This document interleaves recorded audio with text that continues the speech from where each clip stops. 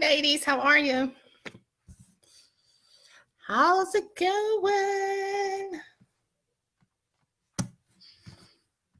Can you hear me okay?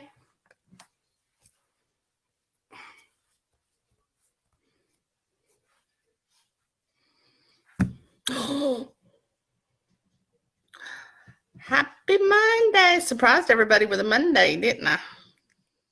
God, this happened over the weekend. This surprised me too. I thought I was going to have the night off.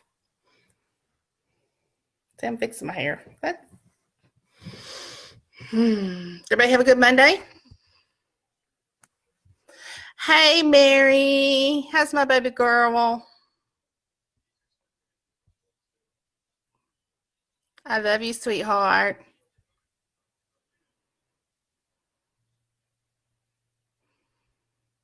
Oh, we got some newbies on here, or some newbies to me.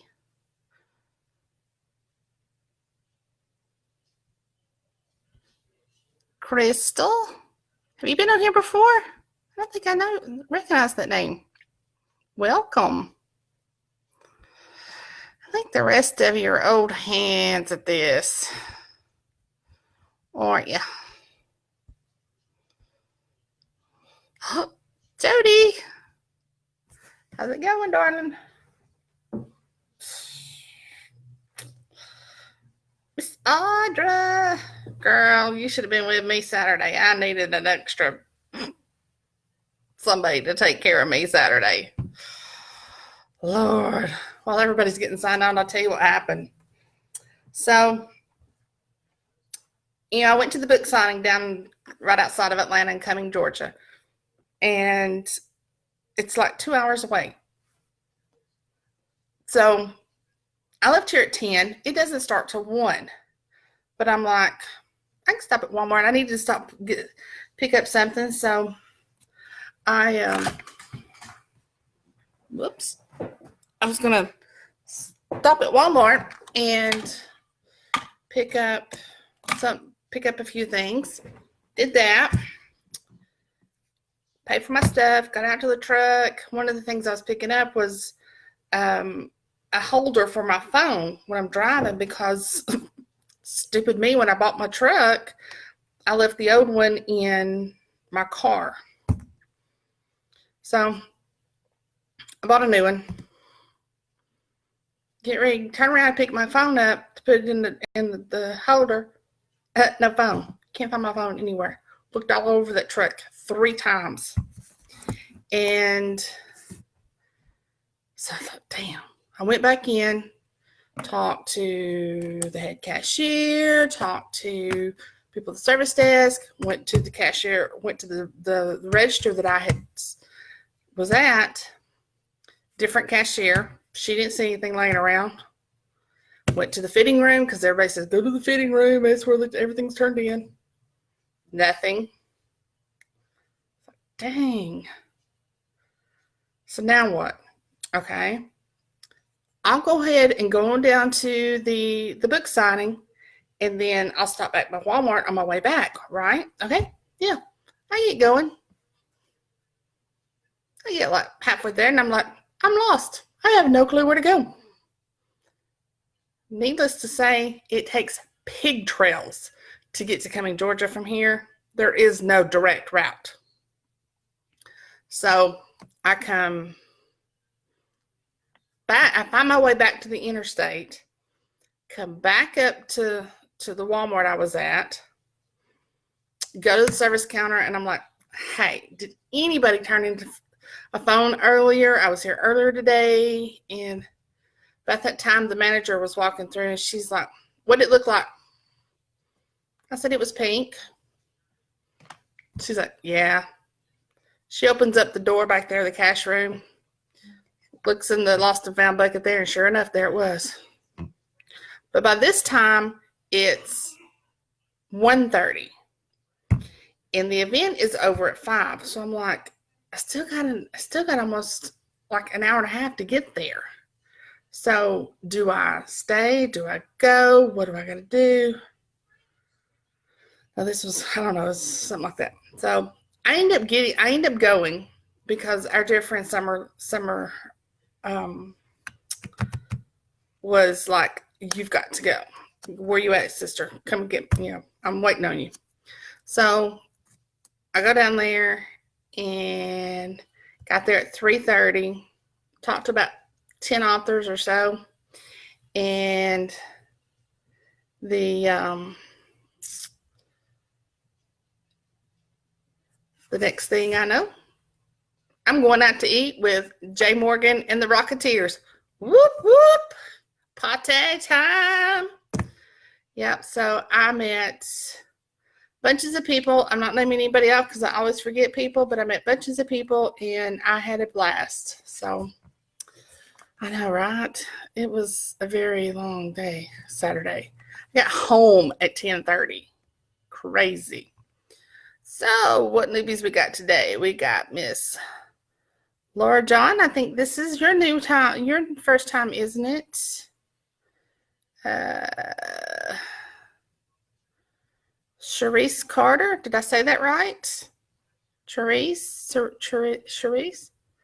I don't remember seeing your name. And I apologize if you guys have been on here before and I didn't know it. A lot of times if you get on here after I've gotten started, I don't see your name. So I apologize. Kada Kendrick. Welcome aboard. There's the big man himself. Mr. Stephen Evans is in the house, people. Show some respect. K.L. Ramsey is in the house. Hello, Miss Kay. That's it. The rest of you just old hats.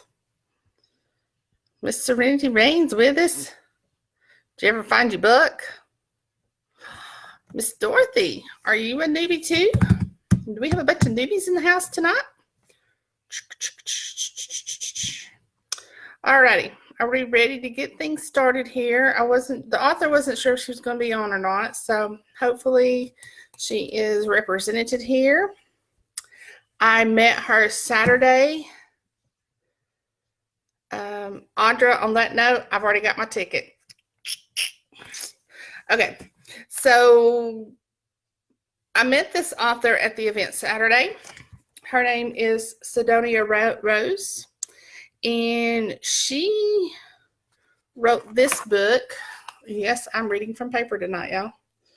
She wrote this book for the Prophecy of Magic boxed set. It is on pre-order and comes out October the 15th for 99 cents. So go pre-order it. I've already gotten mine. I'll be reading another book from this on the 15th by Kaya Daniels. And it's all paranormal books. 8 or 10 books. I don't know. I've forgotten. Box set of books for 99 cents. Go get them. If you don't know where to get them, look down in my feed. I've got them in there. I posted it this morning. So, all righty. Let's get this party rolling.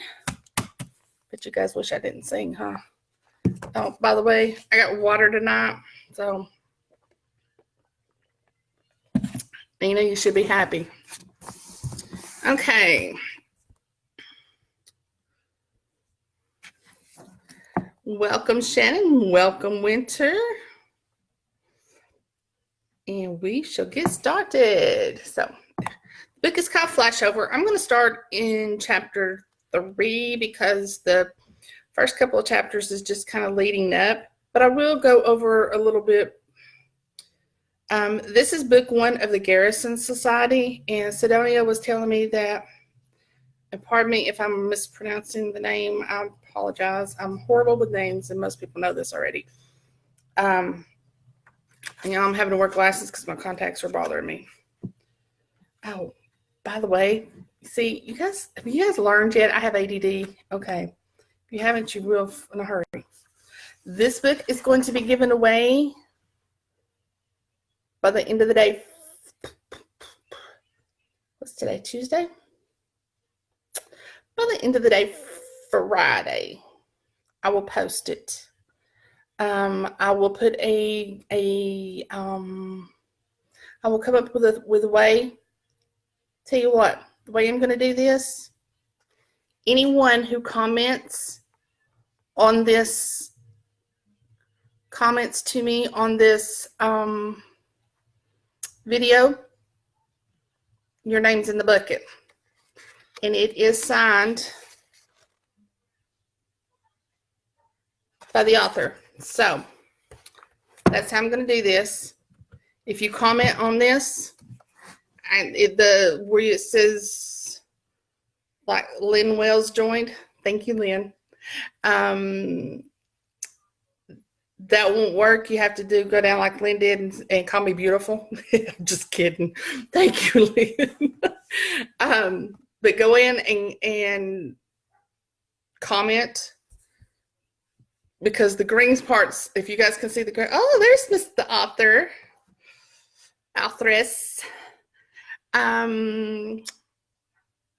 Comment on this, and those are the ones that I will choose from on Friday, because I need to give people enough time to read to listen to the video.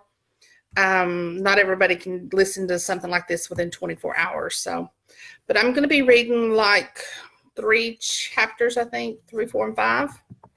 So,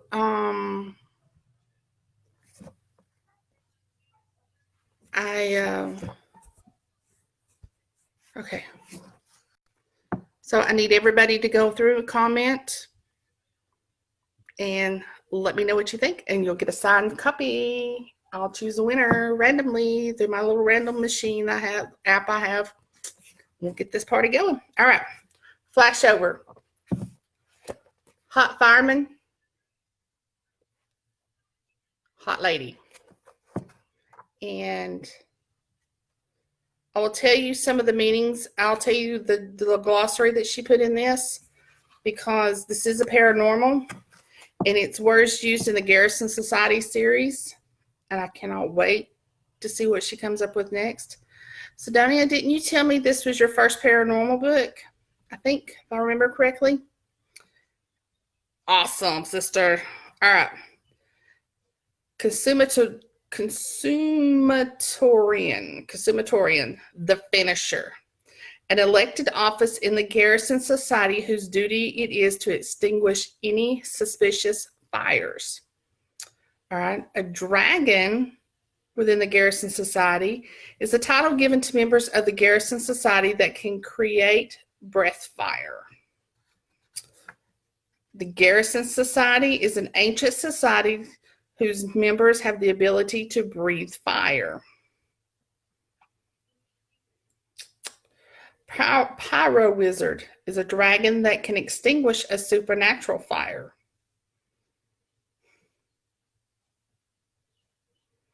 And I'm not even reading that last one, I don't think. Tufelsarit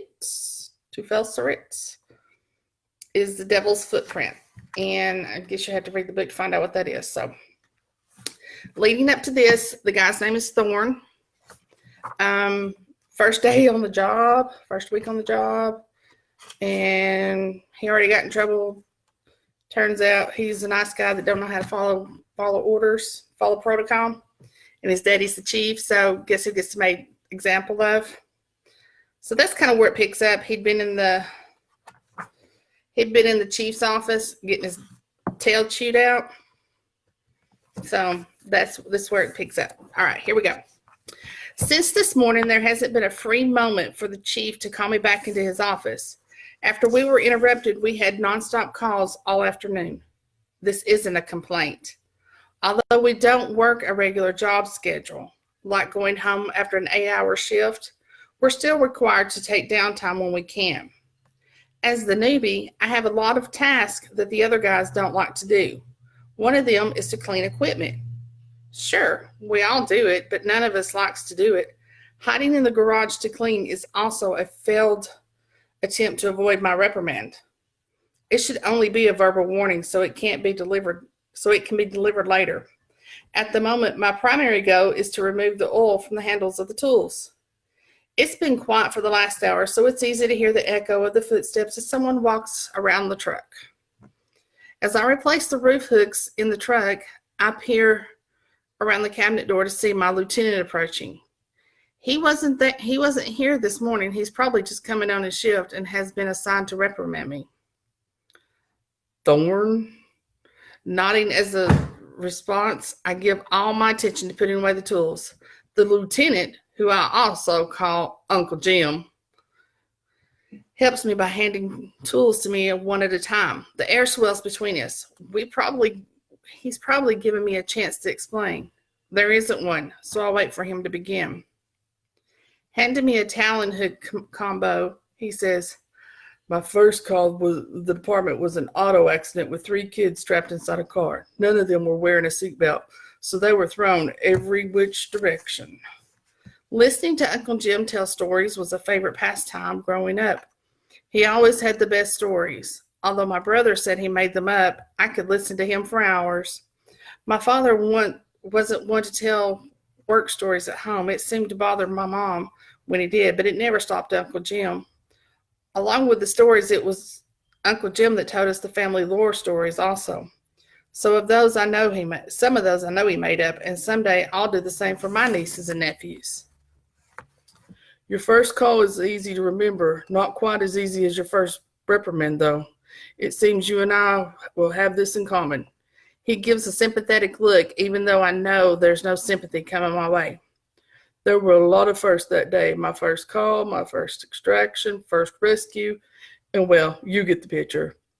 Wiping down the last tool before putting it back on the truck, I interrupt. So you choose to rescue the kids over protocol? I think you're a little ahead in the story. I'll just catch up to here.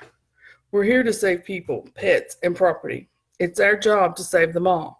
It can't be at the expense of saving ourselves or our crew. There are days when that line is going to blur. Until you have more experience, you need to leave the judgment calls to someone else. If it's the chief out there with you, he's in charge. If he says not to enter a structure, you don't enter the structure. As he finishes, the lights in the station start to blink before the familiar voice starts spitting out instructions. As she finishes, the bells ring. By then, most everyone is in the final stages of dressing before we leave. As I'm climbing in, it's no surprise to see Uncle Jim in the front seat. As the doors close, he turns to me. You need to stay an extra hour twice this week for additional work detail. We won't have that talk again, Thorn. No answer is needed. Most of the guys already knew I was in line to be reprimanded after this morning.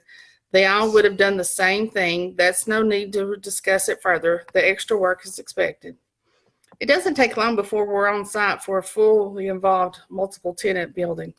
By the looks of things, we might be the 3rd or 4th company called in for this event. That was probably in the announcement, but I was distracted by being reprimanded. Just like the first call of the day, the last call of my first day on the job isn't one I will ever forget either. That's not a distinction most people can say. As the truck rolls to a stop, the outline of the building burns bright with a violet glow. Around me, I can hear the muttered curses telling me that I'm not misreading this situation.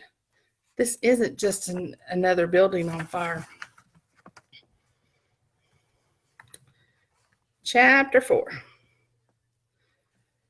It took most of the night before the flames of the fire were under control. After daybreak, an additional crew was sent in from our firehouse. We knew when we arrived that someone would have to douse the last of the flames. It was my cousin Derek that was tapped for this task. He's been with the crew for 5 years now. Derek has been working on our special teams for the last 3 years. He's proven himself as a leader. That's how he was named consumatarian last year. Although I'm a certified firefighter in our unit, I won't be chosen for a special team during my probationary period. After my verbal warning on my first day, I have to keep my nose clean. There are no perks to being the chief's son in this company. To even apply for the job, I needed experience on my resume. My time as a volunteer satisfied that requirement. This is where I belong. I'll do anything required to be here. Lifting my helmet, I wipe the sweat from my brow. The heat from the sun is no match to the heat from last night. except for some reason, my body suddenly feels like it's literally on fire.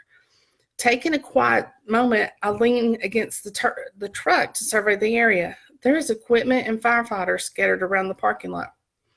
It took some time, but we moved most of the vehicles that were parked in this area last night. My first shift as a firefighter has more than doubled what I was scheduled. Leaving to go home would have been difficult, but at some point I should have probably left. I'm now into my second scheduled shift. Checking the time, I only have another 7 hours until I can leave today.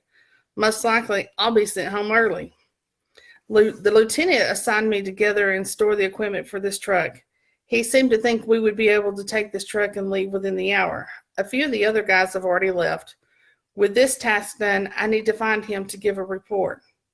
Scanning the area, I see him on the far side of the lot.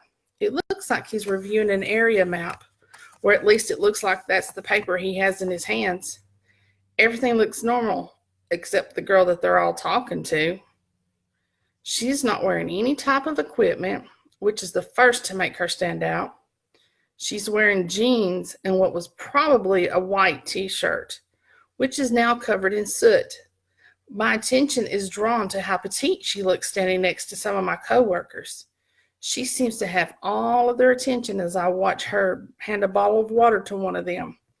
She backs away from the group, yet it appears that she's still talking with them. After a few minutes, she walks away. As she walks, she hands bottles of water and something else to anyone she sees. After giving a bottle of water to Derek, she walks away.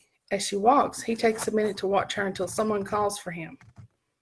She doesn't seem to have a destination in mind as she approaches various workers, offering all of them a bottle of water. She's obvious to the fact that she's gotten a lot of attention with her long ponytail of brown curly hair swinging behind her. She's walking in the opposite direction of where I'm standing when she stops to search the area like someone called her name. It seems like she's looking for someone until her eyes rest on me. She stops walking as we stare at each other, and then she begins to walk in my direction. My eyes are so focused on her that I don't notice until it's almost too late that she's going to trip over one of those hoses still in use. Racing forward, I catch her just before she hits the pavement. It doesn't make any sense to me, but my heart is racing, and as I examine her to make sure she's all right, her face turns a shade of red as I ask, "Are you all right?" She doesn't seem to hear me, as her only response to me is, "Oh, thank you." Holding back, I grin. I tell her, "You got to be careful walking around here. Are you sure you're okay?" "I'm fine. I guess I was just a bit distracted and didn't look where I was going." As she struggles again, I look down to verify she's fine. As I do, my helmet bumps her head, making both of us laugh. But she pushes me away. I run my hands along her arms to make sure she's steady on her feet. I'm out of granola bars, and I have bottles left. Bottles of water. She's stumbling over words as she blushes again. It's cute the way she's rambling. She has my full attention even before she says, "I want you to eat my bagel." She probably meant to say something else. It doesn't matter because it's the funniest thing I've heard all day. There's no holding back this time as I laugh at her statement. Groaning, she says, "Oh, God, I didn't say that. I meant to say I made your bagels." The more she talks, the more embarrassed she's getting. If I say the wrong thing, she's liable to slap me, so I go with something mellow. "I happen to like bagels."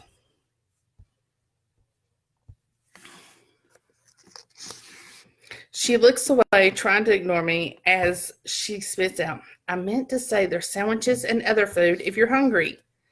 It's been a long time since a girl was tongue-tied around me. It must have been junior high or maybe sometime earlier in my high school career. Watching her all flustered and blushing is the perfect thing to happen today.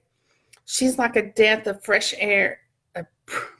She's like a breath of fresh air on a day without a breeze. Damn it if it doesn't feel like that day is today. wanted to keep up our banner, I asked her, "And are the bagels yours?" "No, they're supposed to be for the first responders. They said you had been here a long time," and I'm rambling on. There's that blush again on her face. She seems like she discovered I'm teasing. She lets out a sigh before she finishes. "I make the bagels." My attention is drawn away as my name is shouted. Waving my arm in the air, I acknowledge that I heard them before I tell her, I need to go." Grabbing a tool from the truck, I'm focusing on work when she offers me a bottle of water. "I was supposed to give you water. There's food at the tent if you get hungry." Taking the water, I shove the bottle in my pocket. Selfishly, I need another hit of her attention before she disappears. "Hey, bagel girl, what's your name?" "Britt." That name suits her. I like it. "I'll see you soon, bagel girl." Those are words I mean. I don't plan to see her soon. I do plan to see her soon.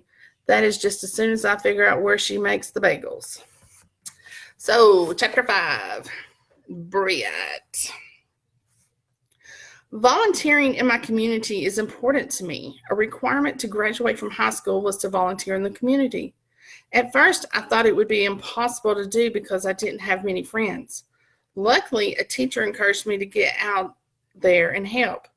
That was when I discovered that even when your circle is small, there are still a lot of people out there that need help. It feels good to help people. Although my schedule is flexible, it's never consistent. That's how my roommate talked me into helping today. My day starts while most people are still sleeping. People are usually horrified at that thought, but for now, this is as close to my dream job as I can get. For as long as I could remember, I've wanted to be a baker. In that story, where the children go to bed dreaming about sugar plums and all those nice things, those were my dreams. Except it was me making cupcakes, pies, cakes, donuts, and cookies. In high school, I took every class available that allowed me to cook something. It was never enough. There were a few teachers that would allow me to experiment in the kitchen to make something different. Growing up in a foster care, there wasn't much of an opportunity to cook. Sometimes I would be asked to help in the kitchen, but it was usually stuff that came from a box. Mealtime was always ordinary. There was never anything extra for meals. It wasn't as if we went to bed hungry. It was just never more than adequate. After high school, I wanted to go to culinary school. My grades were good enough, except they required I take advanced math classes that I had no idea I would ever need. Math wasn't my thing, so taking the basic courses was enough for me. That's how I ended up at the community college, even with financial assistance. I can't afford school and a place to live right now. For now, I go to school every other semester. When I'm not in school, I work any extra hours they will let me work to save a little extra money. That means that I rarely take a day off. Most mornings after I've spent most of the night baking, I serve breakfast at the bagel shop. If I'm lucky, I work through lunch as well. Before we open, I'm the bagel baker. That's the part of the job I love. That's how I had some free time this morning when one of my roommates, Denise, mentioned needing volunteers. She works with a lot of people that need to perform community service for various reasons. They aren't always reliable when she needs them, which is why she's always looking for people to help her. Today, that someone is me. Denise was desperate for help. All she needed me to do was hand out bottles of water. It worked out because she was stopping at the bagel shop to get food. On the drive here, she told me about the fire involving an apartment complex. She said that the residents had left the scene. The only people there now were the rescue workers. That sounded normal. I've helped her with these service opportunities in the past. Britt, thank you for saving me today. I'm not sure what I would do without your help sometimes. As we arrive, I can't pull my gaze away from the devastation left behind by the fire.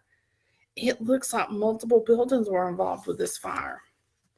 None of the buildings look like anyone will be living here for a long time.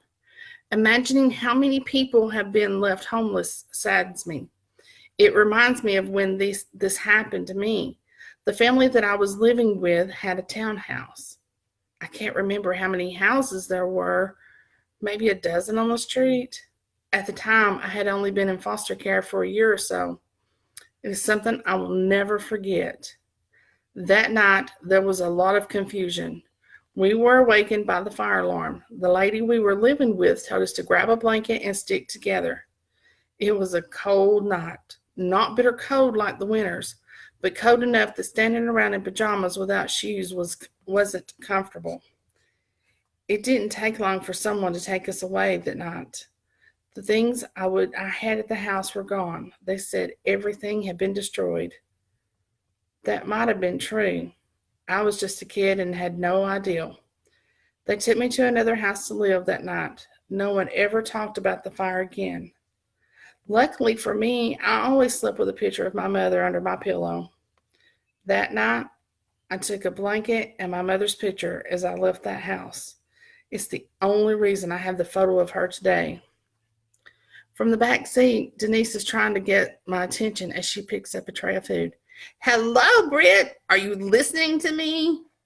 Wiping away the memories, I focus on what I can do to help someone today. Worrying over things that happened in the past isn't going to help me or anyone else. The important things in life are the ones we have today. What we had yesterday is just a memory. Chapter 6, Britt. It seemed as fast as we set up the coffee and food, it all disappeared.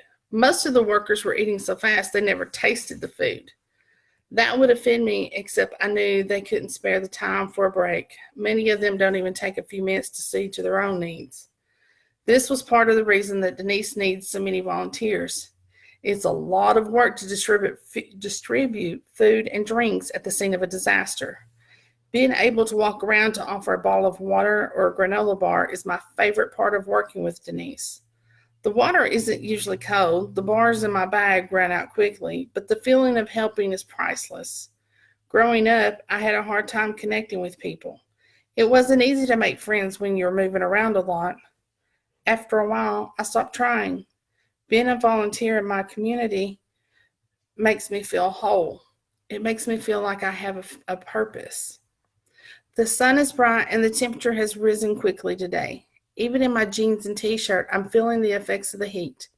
I can't imagine how uncomfortable I'd be in some of these uniforms the fire crews wear. Can I offer you some water? At first, I'm hesitant to approach the group of men standing at the edge of the parking lot. They are so deep in conversation that they don't notice me, making me ask a second time a little louder. Excuse me, I have bottles of water and granola bars if you'd like them. Once it registers to them that I'm offering them food and drink, they all take notice of me. It takes a minute before one of them recognizes me. With a smile, he takes a bottle of water from me. Hey there, I haven't seen you in a while. The friendly greeting is from an older fireman. Anytime I help Denise with a fire, it seems like he's always there. He's told me his name in the past, but I don't remember. Handing out a few bottles of water, I smile. It has been a while. School was taking a lot of my time during the last few months. Taking a bottle of water and a granola bar, he smiles before asking, What are you studying in school? It's always awkward when I'm asked about school. Most people expect you to say that you're going to be a doctor, an accountant, or something in an office. Admitting that I have to take classes that I should have taken in high school is embarrassing. Over the last year, I've learned to offer limited information as an answer. I'm just taking some basic classes at the community college for now. Taking a drink of his water, he seems to be genuinely interested in my answers. That's good, honey. My son is going there too. It's a good school. A couple of the men mentioned good things about the school as well. There isn't much for me to add. I'm only attending there because it's my only option. There's no point in saying that, so I smile and nod like I'm agreeing with what they're saying. With a bottle of water in my hand, I wave it at them.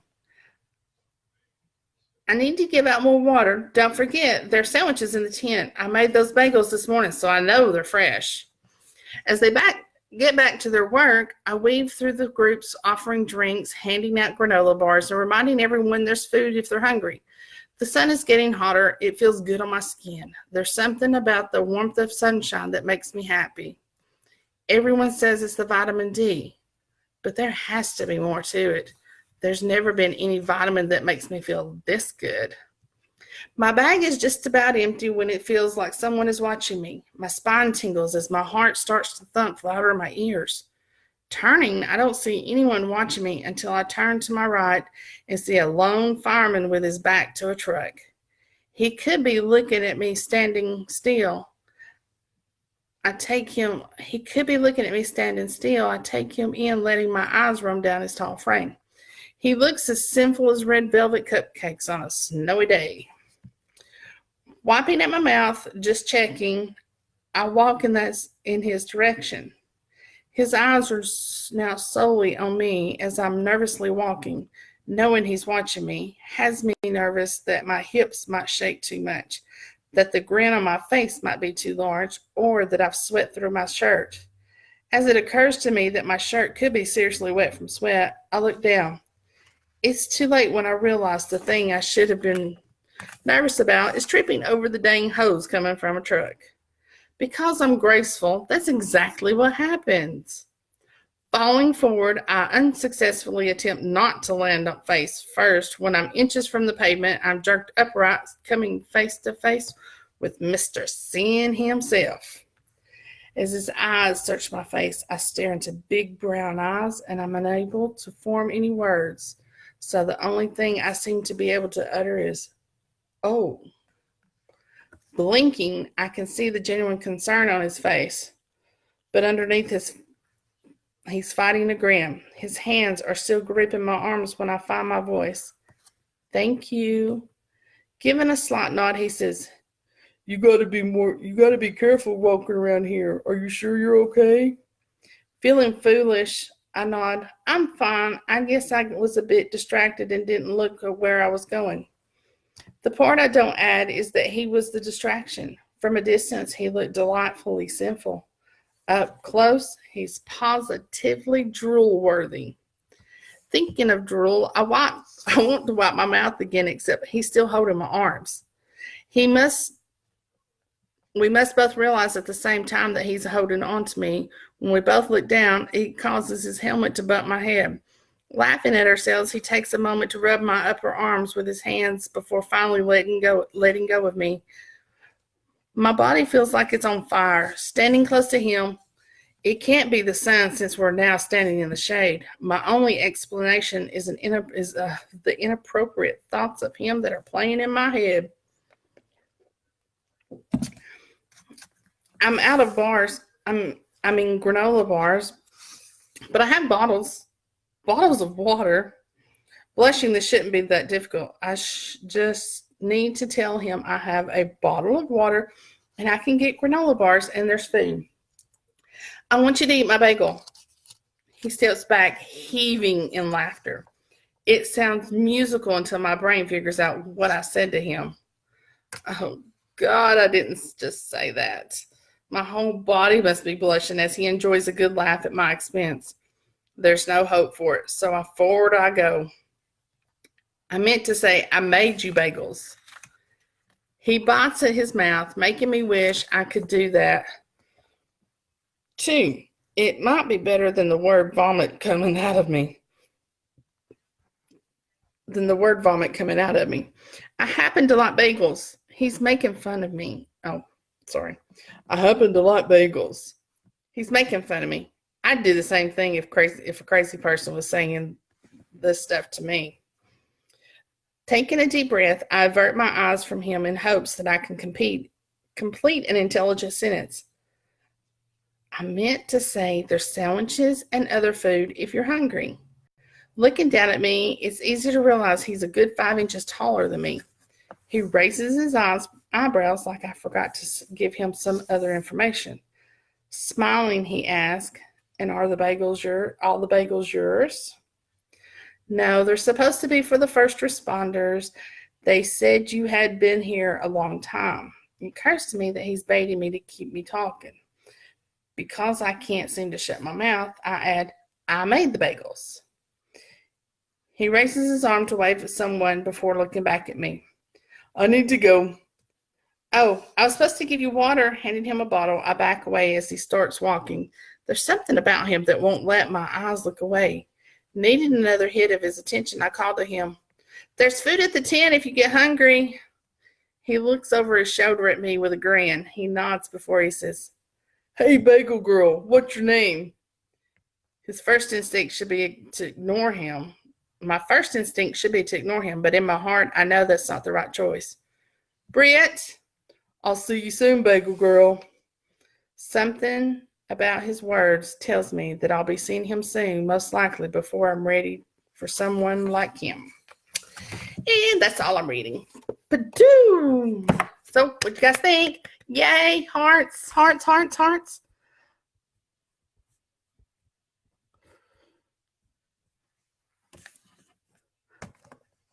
Miss Sidonia, did I mess it up?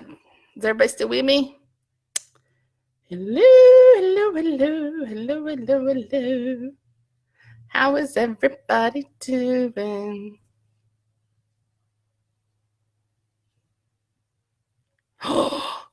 What was that angry face for? No angry faces. Mr. Sidonia rose more, he says. More. Looks not that long. Okay, so get your box set. Boop, boop, 99 cents. Links in my feed. If you comment, not just an emoji, but you have to comment on this feed within by Friday afternoon. Dina, put that in your book. Friday afternoon. Jody, remind me too. I will do the drawing for this book and I'll mail it out next week. So anything else? Oh, you also get this really pretty. Isn't that pretty? I love it. Miss Sidonia normally writes love stories. So this was kind of outside her little box, she said. So I think she's doing pretty good so far. And if you read the first part that I skipped, it's got some of the paranormal part in it. So you can see some of what she was talking about. But it's really, really good. Tomorrow night, I will be reading some work by Miss Samantha Ray called Rainbow Sherbet for Frankie and Zeke. Is that how you say? The Magic Rainbow Sherbet by Frankie and Zeke or something like that. My notes over here, I got Frankie and Zeke. So, sweet little love story. Sweet. So, anything else from anybody?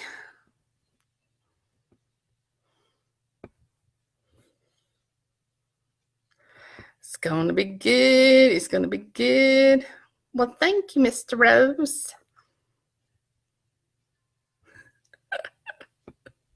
She said she wasn't sure if... Oh, there she is. Thank you, Sidonia. I know you said you weren't sure if you're going to be able to listen to somebody else read it, but I like to think I did okay. My voice is dry tonight. I'm still working on my male voices, y'all.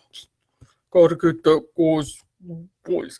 I do better when there's a lot more emotion, like when I did that sheriff the other night. That was fun, but yeah. Nina, you're so greedy. Go buy the book. It comes out on the 15th box set. Alrighty. So the rest of this week, Samantha Ray tomorrow night. Sweet little romance. Called Frankie and Zeke. Then Rainbow Sherbet and Magic Rainbow Sherbet or something with Frankie and Zeke. And then Pebbles Lacasse. Lacasse is Thursday night. My Wife and Master Jake.